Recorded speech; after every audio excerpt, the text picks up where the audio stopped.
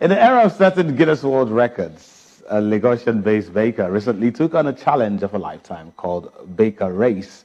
Chioma, popularly known as the Recipe Queen, with a dream as big as the seat itself, showed determination in etching her name in history by setting a world record with over 50 recipes. Isioma Ejimchukwu tells us more in this report.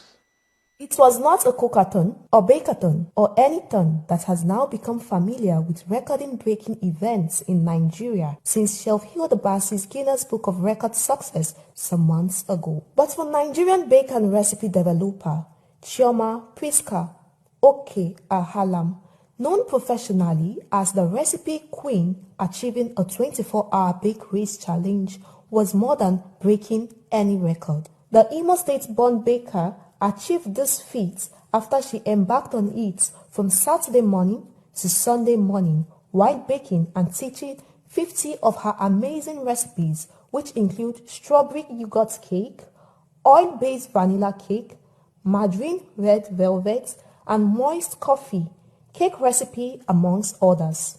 Held in Ikeja, Lagos, the event, despite the heavy rain, was witnessed by cake lovers, the media, and her fans as well as family and friends.